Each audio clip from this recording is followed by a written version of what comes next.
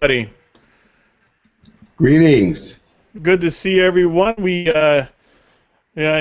Gary was off for a couple weeks and Dave was out of town, so we have them back tonight. And good to see everybody made it. Everybody made it through the previous year as the Gregorian or whatever calendar it is we're on. But it's good to see us all. Tonight we're going to discuss the Mark of the Beast. So why don't you take us out, James? Okay. I thought we'd do something different this time. What we're going to do is we're saving the best joke, the most shocking joke, the joke that you'll say, we're going to save that for last. So you can just hang on for about 40 minutes of interesting discussion and iron sharpening iron. You'll hear that joke. Now here's the lightweight joke. This is a New Year's joke. Everyone says we make new resolutions for the new year, 2015. The guy says, yeah, I think back to the past. 2011,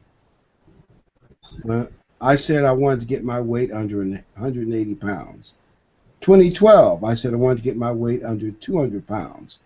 2013, I said it's time to develop a realistic attitude about my personal weight. 2014, I said I was just going to work out 3 times a week and not worry about it. 2015, this year, I'm going to get smart and realistic. If I can conveniently drive by a gym 3 times a week, I'll think then.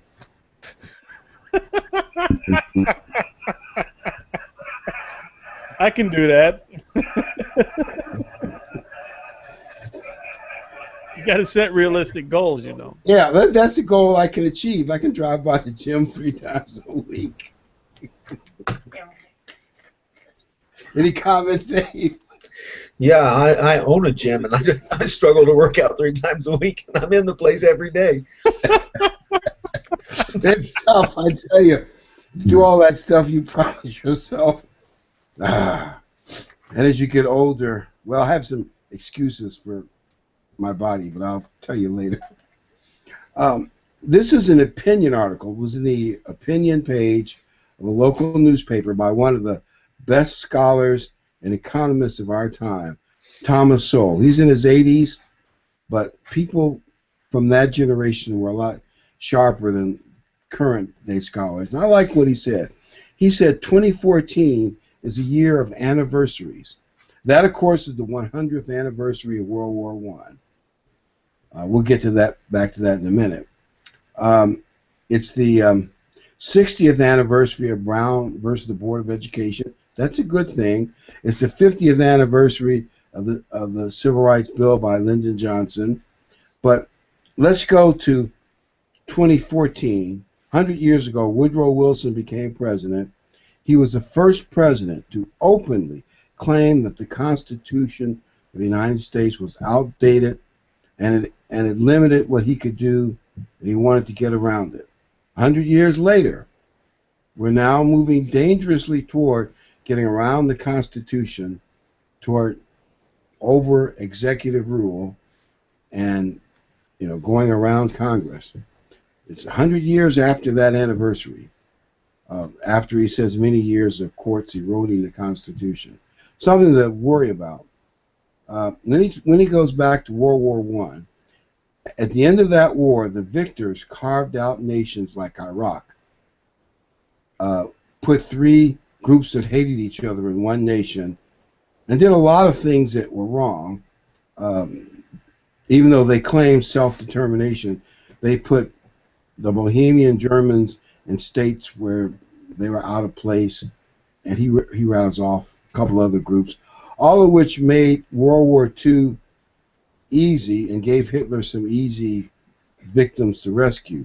And everybody agrees what they did at the end of World War I set the stage for World War II. So What they did 100 years ago was a disaster. And even some of the mess in Iraq goes back to what happened 100 years ago.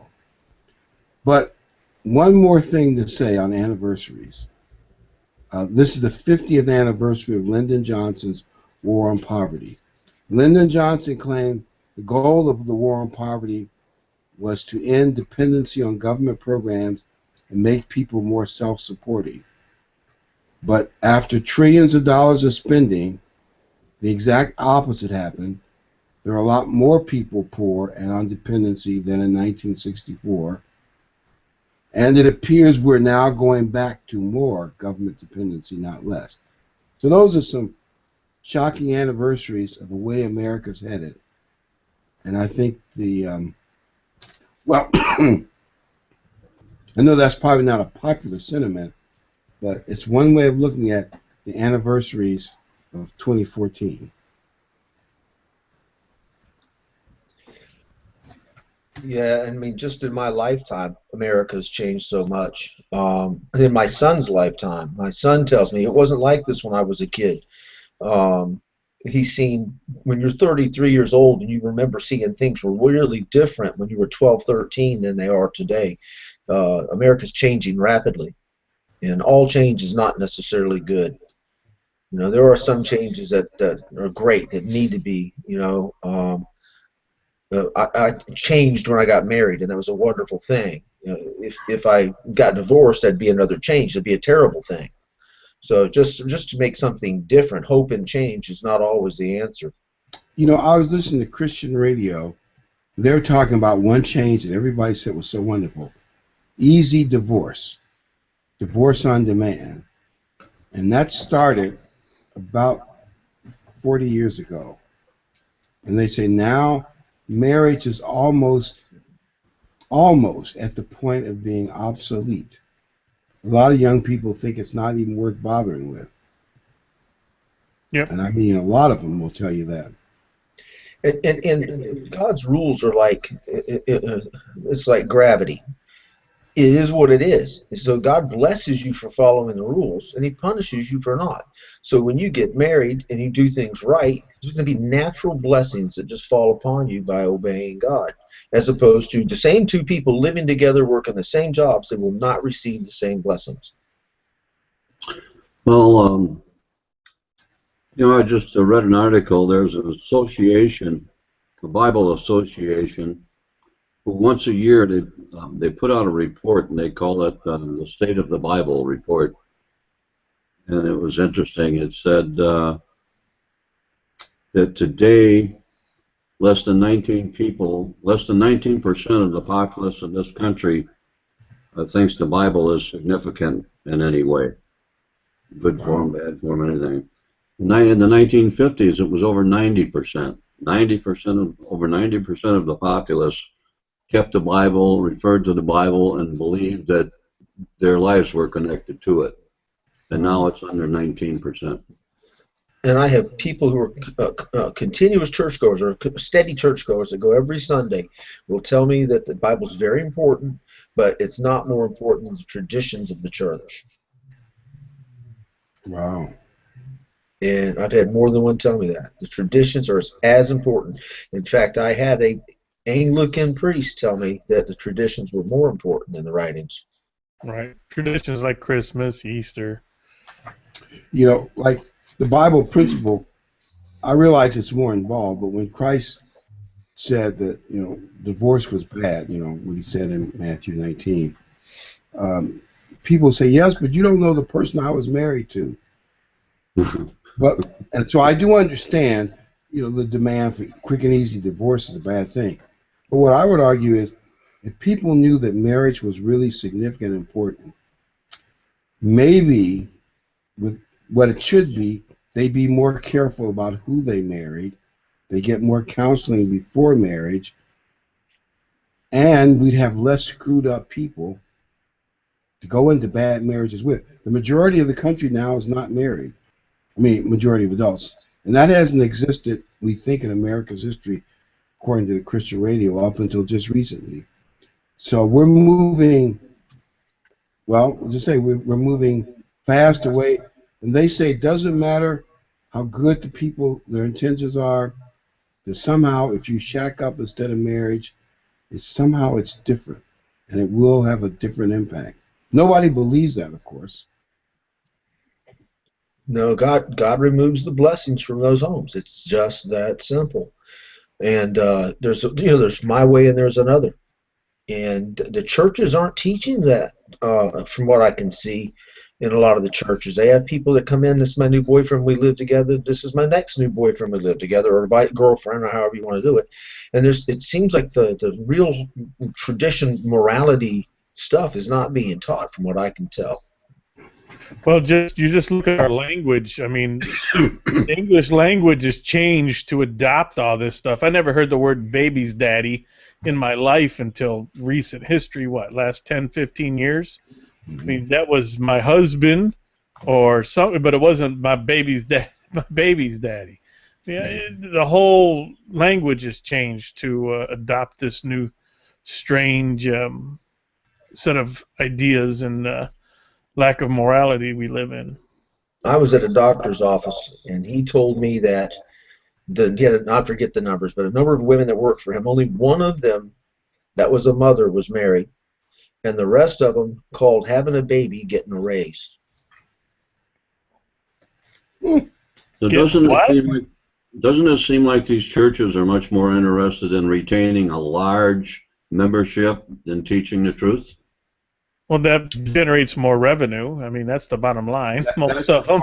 If these people that just wanted to live together and went in and saw their minister and they said, "This is my live-in," if the minister said, "Well, we can't abide with that," they would leave and go to some other church that would abide with it. That's why he's keeping them there. Yeah. Right. I had someone tell me that. They said there's a local mega church here, and they said they go there because there's no guilt, and they don't tell you you're doing wrong or anything like that. So that's why they go there.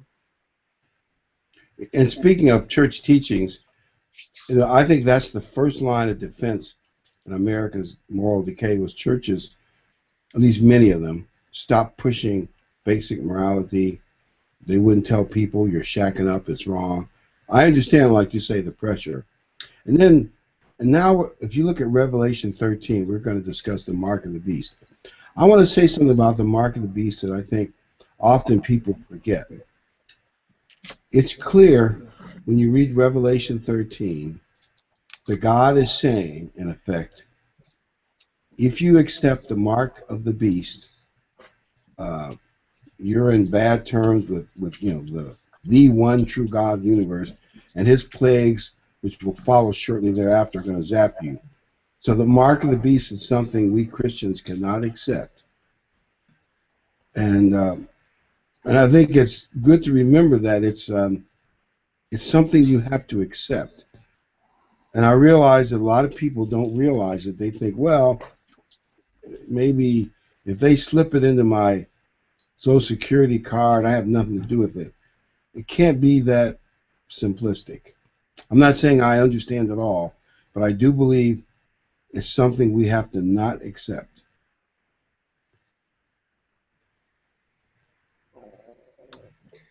Well, yeah, we cannot accept it. The problem is there's so much going on. How do we identify it? In the time. I guess if they're going to hold you down and brand you or something, you'll know something's coming, and you'll have an idea. But we need to start looking for how subtle is this going to be that comes into us.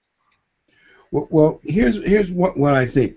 For instance, if it's something that they can force on you, then God couldn't blame you. In other words, if two big thugs, jackbooted Gestapo types, they walk in this little old lady's house and say, boom, we're going to put this brand on your hand or whatever it is, staple it to your behind or something, and you have no choice in it because we're bigger and stronger than you are.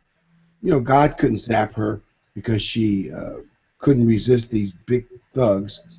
It's got to be something that I'm not saying there won't be consequences if you don't do it. That's another side of it. But it has to be a choice that we make. And there's going to be a false religious leader, maybe a super pope, but we don't know. It could be trickier than that. But maybe he'll be the new Elijah However, but I think Super Pope is a title that makes sense. What do you all think? I think you're right. Because most normal popes don't do all the stuff that the false prophet does in Revelation. They're probably just normal, let's say, religious leaders who politic, and I'm sure they were sincere, most of them at least, to the top of a big organization. But I believe the beast and the false prophet are going to sell out to the devil. They're going to know, because God throws them in the bottomless pit. God wouldn't do that if they were just deceived. They are going to willingly sell out to the devil for power. So these two men, and this super pope is going to get people to worship a man. How many of you think most Christians today know they should not worship a man? I think that a lot of them know that, but if you convince him he's not a man, that really he's a deity, that's another story. And if he is doing raising the dead or calling lightning from the sky, like it says, or whatever he's doing, a lot of people would say, how can someone evil do that? He's healed disease or whatever. There's a plague and he comes out and he burns incense and says a prayer and a whole nation starts healing from disease or whatever. That's going to be very make it much more easy to convince people to come back to the Mother Church.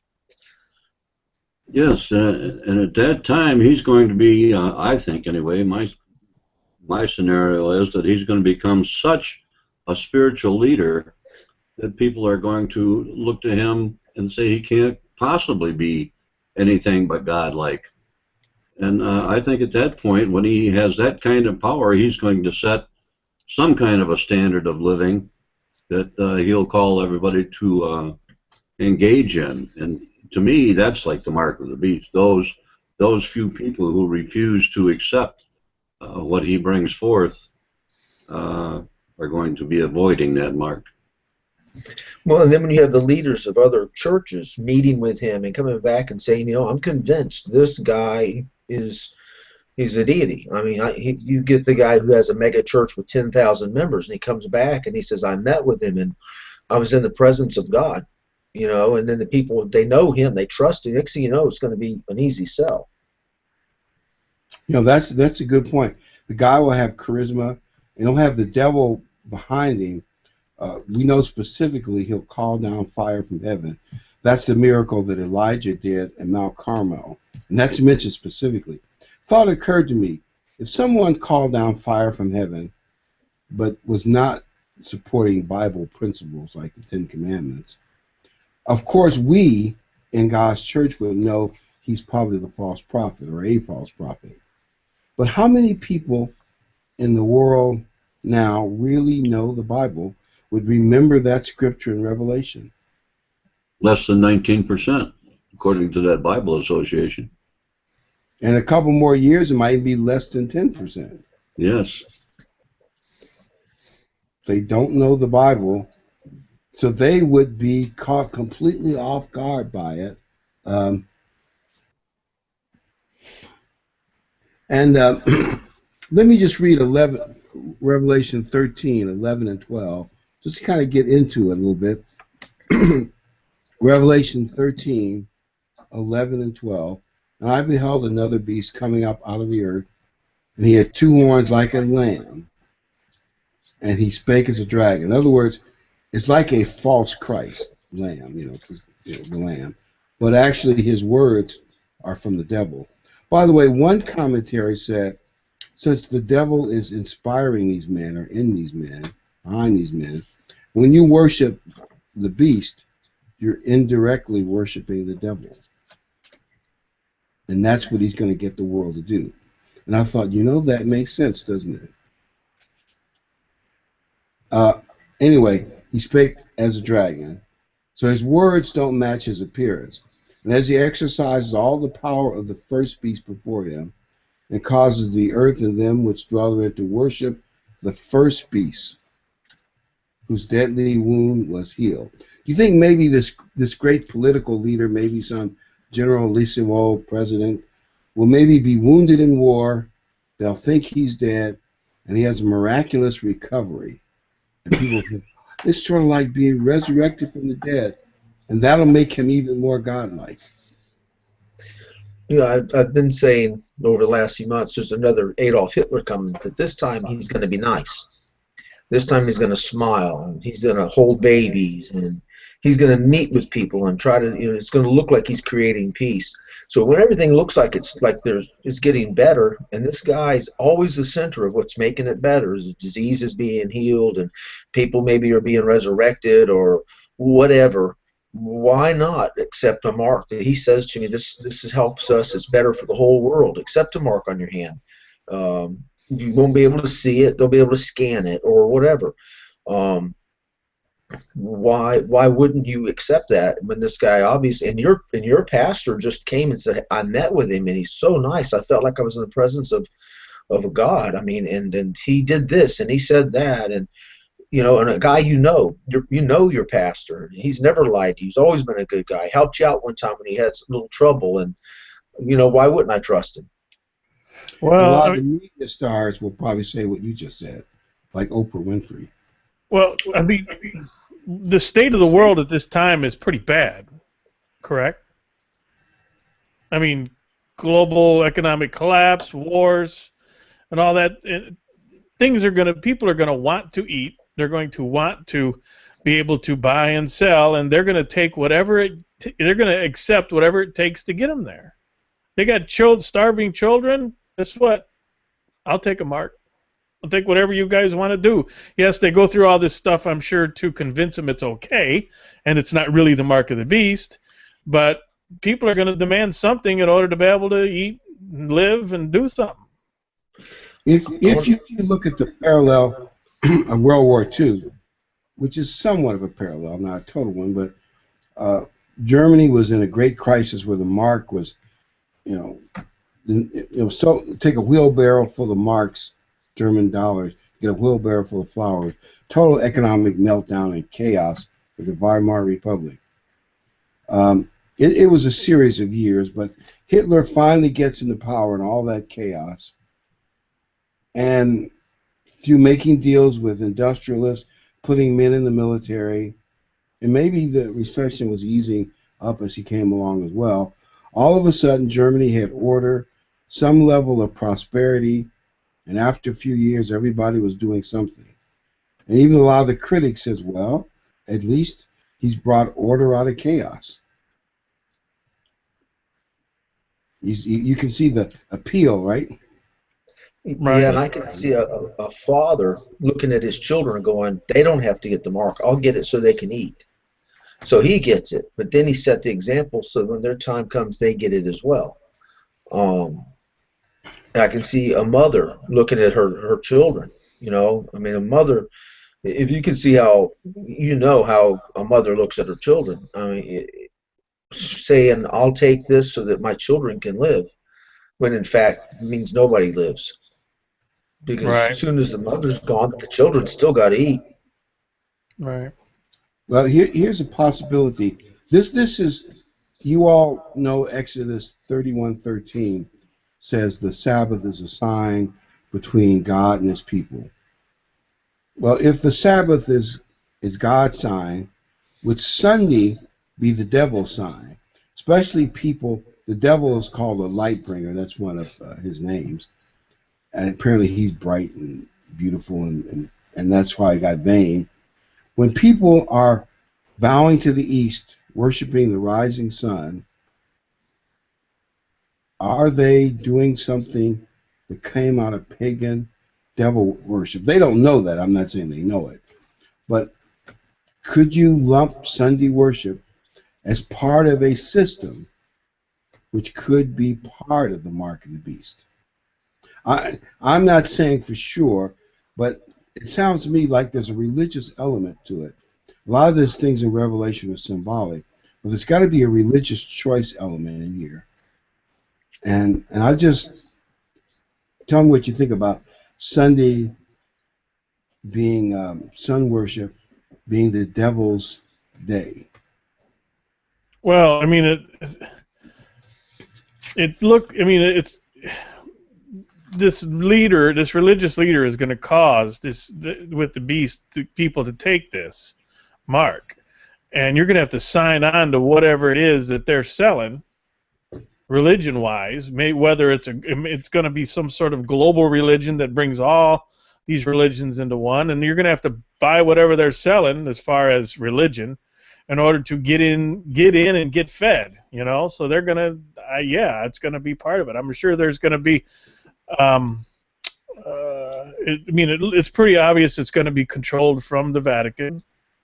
Based on the prophecy that the Catholic Church is going to be running that show one way or another, and they're going to have to buy in. But there's a theory you could have a good pope and a bad pope. Good is a relative term, but you know what I mean. Normal, regular pope and a evil super pope. And if that does, you know which one the devil will back, of course, and the one the devil backs will eventually dominate. And so that could very well happen. I could see, and this is just a guesswork, there are probably many ways it could be done. Like we were talking before the show, well, tell them, Ken, what you said about the daughters. Oh, well, this is just speculation. So the daughters in the Bible, and I think Dave had the verse where it talks about the daughters coming back under the one religion. And what if the daughters is not, because we've always talked about the daughters being other, the Protestant and other Christian groups coming back under the Catholic fold, into the Catholic fold. Well, Catholicism is based originally on, if you go back far enough, where a lot of its traditions and stuff is pulled from paganism. This is pulled out of from Nimrod and Semiramis, and a lot of the traditions and stuff of that religion is pulled out of paganism. Well, you've got Hindus, and you've got Muslims, and you've got Buddhists, and all the other pagan religions that come out of that same group. Maybe the daughters includes just about every religion on the planet. Mystery Babylon. Exactly. So that way you get everybody on board. The whole planet's signed on. You get the cross in there and the moon and everything on that coexist sticker, a bumper sticker, and they're all, if you ever see one of them coexist stickers, you got some little liberal girl, maybe, she weighs about, or she's about, 5'2" tall, and she's got her little sticker in her. Ask her what she thinks about the little half moon trying to kill all the other little symbols because they don't want to coexist. She never has an answer. But anyway, but you get all them together, and to me, it's like John Belushi and the Blues Brothers. They're putting a band back together again.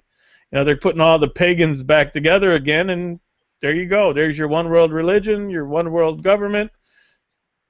It's just speculation, but it sure would work based on what we've seen recently.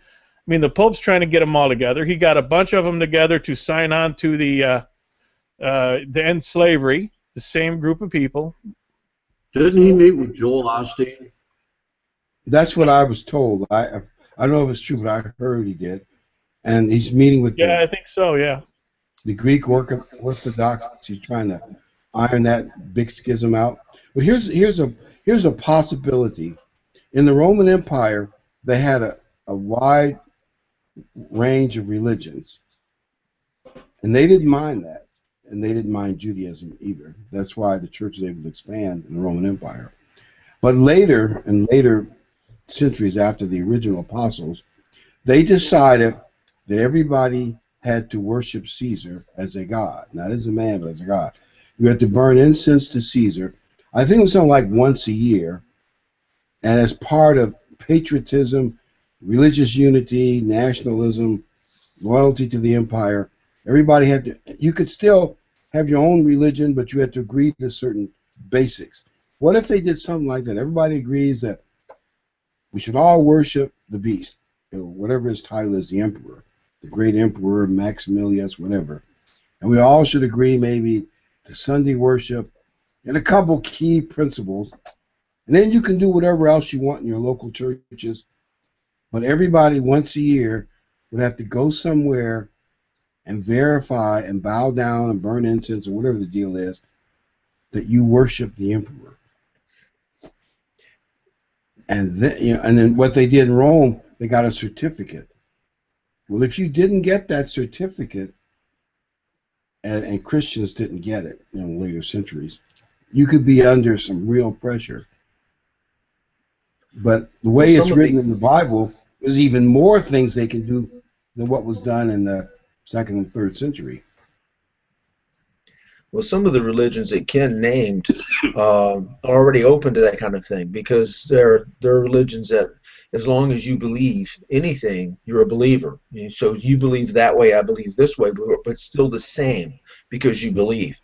They're not as aggressive as some of the others who say it has to be exactly my way. Right. So part of getting some of them into that will be a little bit easier. I have a student who was a Russian, and he was in a orphanage in Russia, and they tattooed all of them on their hand, and he's going through treatments to have that tattoo removed from his hand. So they are doing that on one level over there. You know what got me thinking about some of this is because the Pope stated when he was talking about these other religions, and he stated that they all worship the same God. Really? What God is that? Well, on the monstrous that they bring through some of their religious ceremonies in the Vatican has got every pagan symbol known to man on it. There you go. Look up the monstrous, and there's everything from Isis to the moon god to the sun god to Baal. There are all these symbols on these things they bring down through the center. So, Catholic means the universal church, and as a universal church, here's a possibility: you'd have to go to one church every year, which is part of the coalition, and I'm sure it could include some Jewish and other church temples of various sorts, and you may have to go across some scanner or your credit card that says you went through the symbol of showing that you accept, the basic principles of worshiping the beast. And if you don't do it once a year, then maybe they could flag your credit card or your credit chip, and you have to shop on the black market. Or take you in for re-education. Who was that that made the statement that there are many paths to heaven? They were, in their endeavor to get all these different churches to come under one tent. It was Dr. Phil or somebody made that statement, and he sounded real cool when he said it. The idea is right there. There's only one path to heaven. I do think that Christians will say to themselves, we recognize this from Revelation 13 and a few other places. Just like Daniel 3, chapter 3 of Daniel, they asked Shadrach, Meshach, and Abednego, that's a great song too, Abednego, to worship the image of the beast. I mean the image of Nebuchadnezzar, but that's a type of beast in his day and age. Image of Nebuchadnezzar. And they said, well, we're loyal citizens of whatever empire, but we can't worship a man. We're not going to do it. They said, well, we'll throw you in the fire. They said, we're still not going to do it. If our God can save us, but even if he doesn't save us, we're still not going to do it. That's the kind of faith people in the Great Tribulation are going to have. At least some will be martyred, and others will going to live in great poverty, because I think that's what's described. I think those of us in the church now, I think we are moving away from all marks of the beast now. I think we're proving ourselves now, and most of us will be in a place of safety if we're still alive then. And if a few of us are chosen as heroic martyrs, that's to our credit. But if those converted in the Great Tribulation are going to have a tough situation. Here's a thought that occurred to me. Don't you think that the choice will be made clear by the two witnesses? They're going to make it clear to the public. You got two choices. You can worship the beast like everybody is pressuring you to do, or you can worship the true God, his Sabbath, and whatever else they tell them. And so God won't hit them with a plague when they had no knowledge of their choice. because you don't want to peg people. They have no idea what's going on. They will know they have a choice, but the devil is so deceptive, most of them will choose deception over truth and will celebrate the death of the two witnesses because they hate to hear the truth. People usually choose the path of least resistance. We have examples like, Shadrach, Meshach, and Abednego, and we were talking about the Maccabees during the reign of Antiochus Epiphanes, when he was in his name. I mean, Epiphanes meant, I think, God incarnate or something along those lines. And when he was the original abomination that made desolate, in Daniel 20, I forget what verse it's in, but let me see here. No, Daniel 11, verse 20 something. It starts. Anyway, those are examples. I mean, the Maccabees held out, and that's how we got, or how the Jewish people got Hanukkah. So, I mean, if you look at all the examples we have throughout the Bible, that just hold the line, stay true to what you know. Don't let the easy path get a hold of you. You should be okay, because there's a lot of indication right now of what it could be. I mean, we're talking about the mark of the beast. We're kind of talking about. I mean, we're saying we're not getting specific because we don't know exactly what it's going to look like.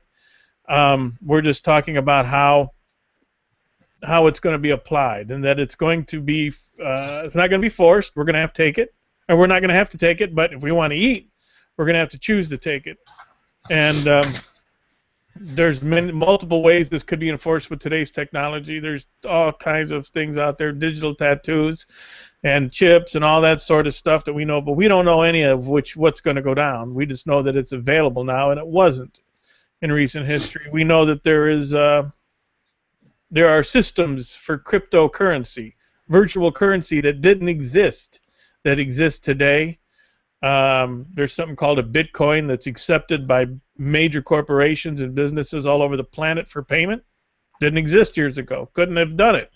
Anytime you want to start something new, you have to have a system in place, and the systems didn't exist in recent history. I mean, until recent history. So these things are all coming out. We don't know what it's going to be. We don't know exactly what it's going to look like, but we know today's technology makes it possible to fulfill this in a way that we've never seen before. It's going to be hard to beat the system. I thought of something else that might lead to the deception. And he causes all, both small and, verse 15, Revelation 13:15.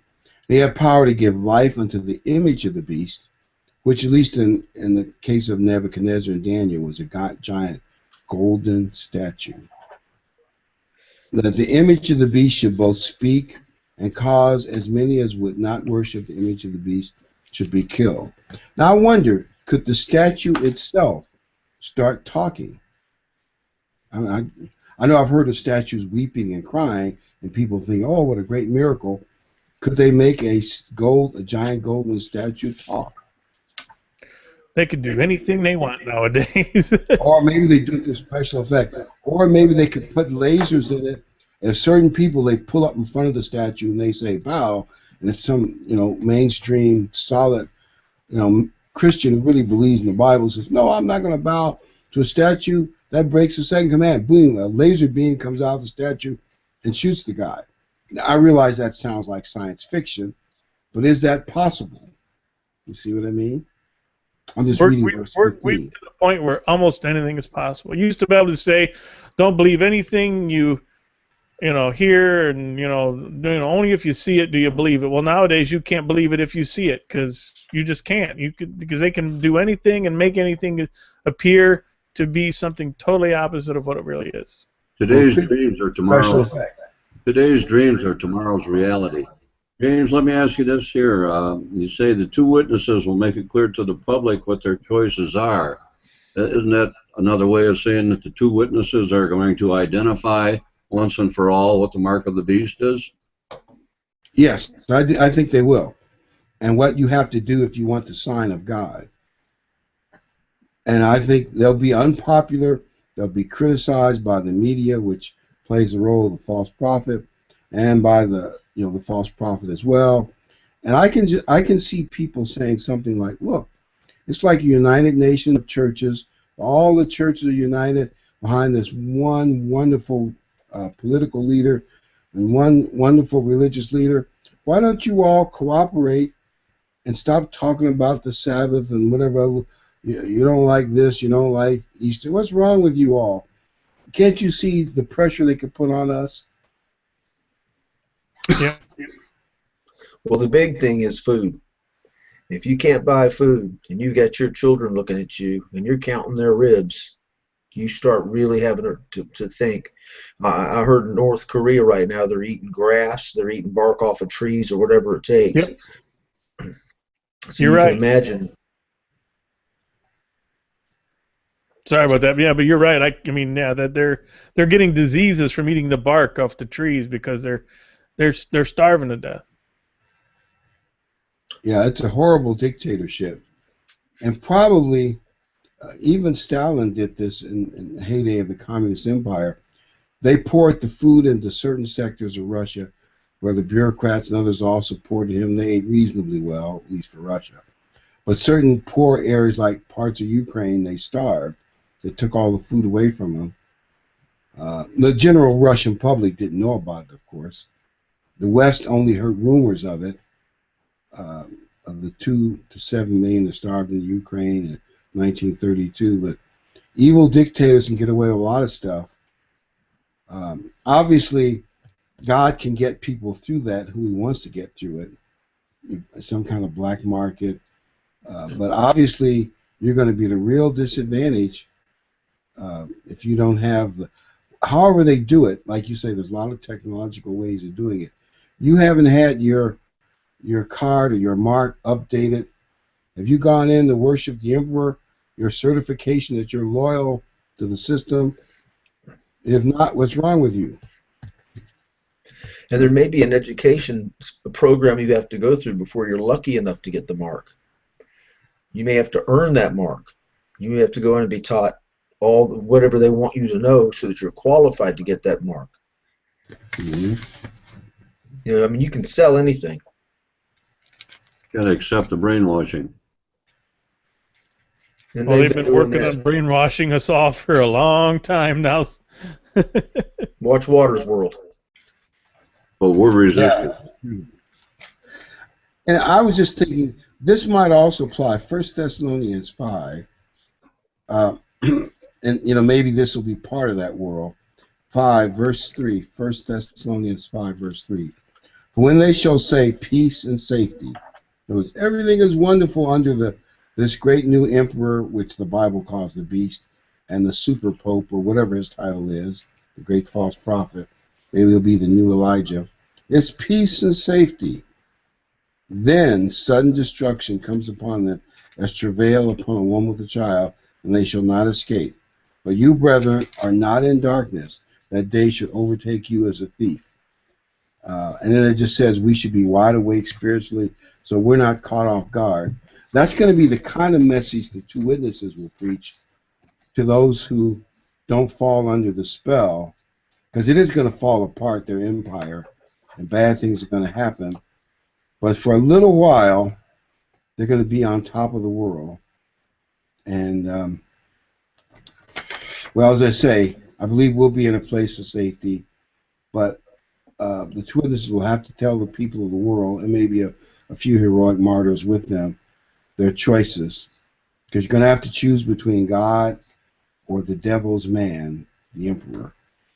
It wouldn't surprise me if we don't hear the words again that we have peace in our time. They fell for it before. We'll see if they fall for it again. Yeah. And with all the new technology, there's a lot to be said. A lot of things to be said. Are there other aspects of this thing about how the mark's going to look? Would they put the picture of the man who is the beast on the credit card, or maybe on the symbol that's tattooed on your hand, or some way that once it's put on you, you belong to him?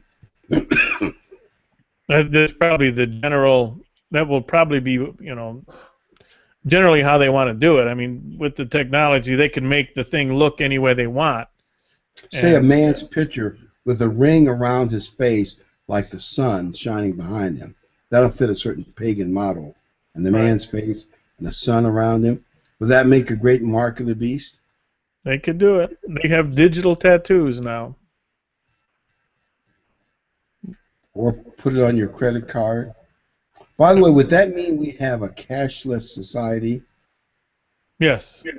We have the ability to do that now. That's what that Bitcoin does.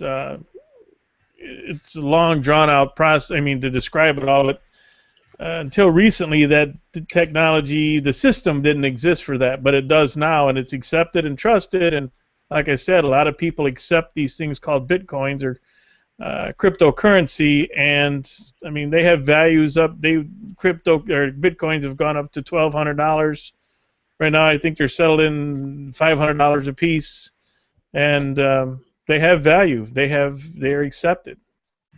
You can pay for things with Bitcoins. I'm being told you can swipe your phone is what they're working on. It takes it straight out of your bank account. Just swipe the phone now. Yeah, it's called NFC, near field communication. All you do is Apple now, you can put your thumbprint on your phone, that fires the phone off, you hold it next to the device in the counter, and boom, it sucks the money out of your account and you're done.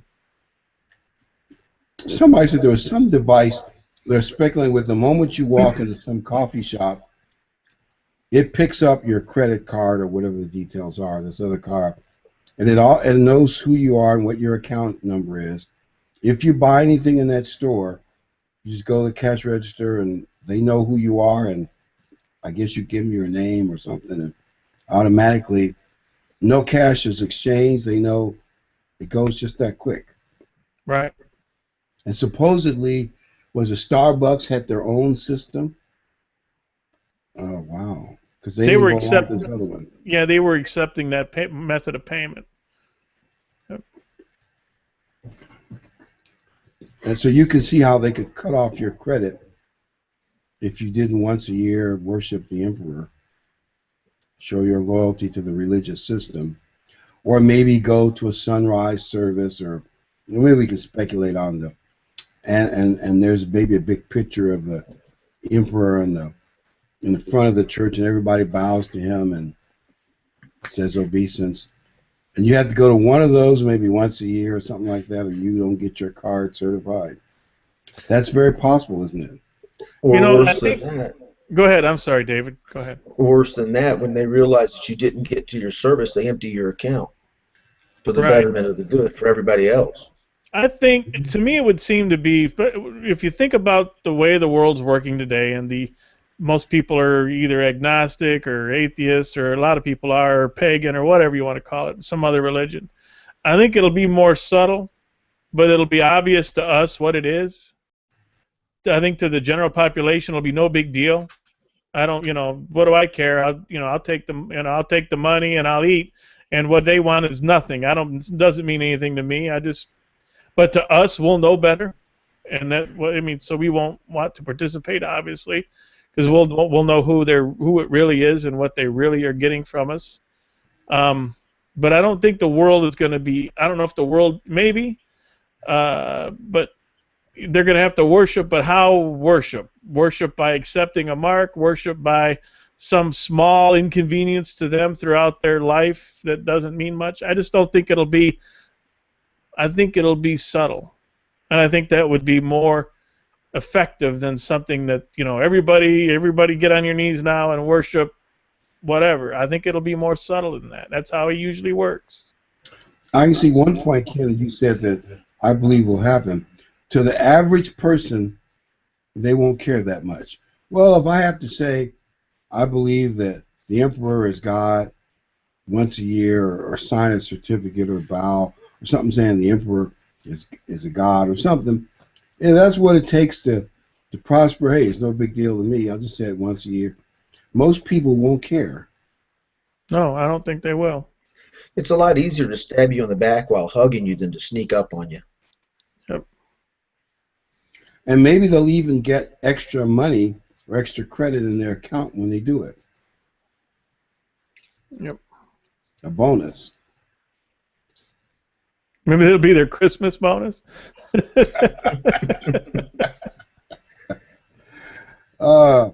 Anything is possible.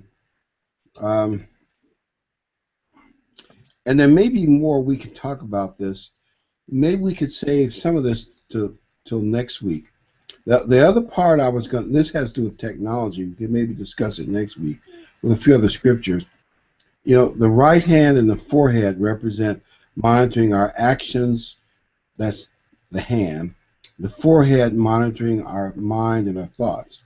Is it possible the government can set up a system where they try to monitor what we read, which maybe could even include the Bible, and they may discourage reading the Bible or outright eventually outlaw it because it causes trouble? And even know what movies we watch, and just and monitor our activities completely.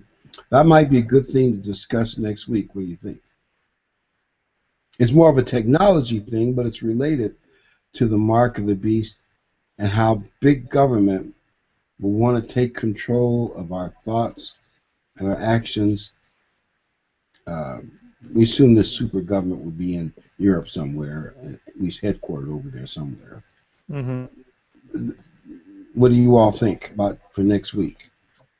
I think so. All right. People are less and less reading books. We're getting more and more information from the internet. Mm-hmm. I had a doctor I'd go to and say, I have a pain right here, and she'd Google it right there in front of me on her phone. Oh, you're kidding. No, she wasn't my doctor long. No, it's okay, because you could do that. Hey, I'll set up shop, and Dr. Ken will Google your needs. Google your health. Come on in. Drop $100 in the bucket, and I'll tell you what's wrong with you. They'll know what you're watching on the computer. No. They know everything, but They can change what it says when it's online. Yeah. Okay. Well, you promised another joke. Oh, that's right. The joke at the end. Okay. This is the killer joke. Is it okay to listen to it? We're not going to die of laughter or anything, are we? Okay. Where did I put that? Hold on a minute. I had all these. Oh, here it is. It was hiding under something else. Okay. This is the pirate joke. A seaman meets a pirate in a bar. The pirate has a peg leg, a hook, and an eye patch. Peg leg, hook, and an eye patch. So the guy in the bar says, had a few drinks. He's being friendly. How did you end up with a peg leg? He asked the sailor. Well, I was swept overboard in the storm, says a pirate. A shark bit off my whole leg, but they pulled me back on the ship. Wow, said the seaman. What about the hook? We were boarding an enemy ship as pirates, battling with sailors with our swords, and one of them cut off my hand. Incredible, remarked the seaman. And the eye patch? He says, well, a seagull dropping in my eye, and it was the first day I had my hook.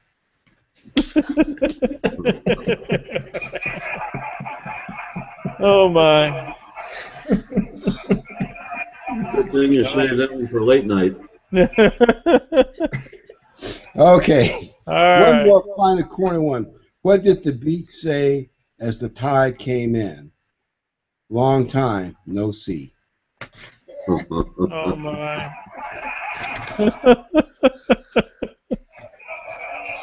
I know On that that's a note- gruesome image about the pirate, but On that note, we're glad everybody could make it to watch tonight. We really appreciate you tuning in. We really appreciate your support, and to see you out there watching, we thank you for that. And we'll see you all next week. Everyone have a wonderful Sabbath. Good night, gentlemen. good night. Good night. And always remember, seek the kingdom first, and good night.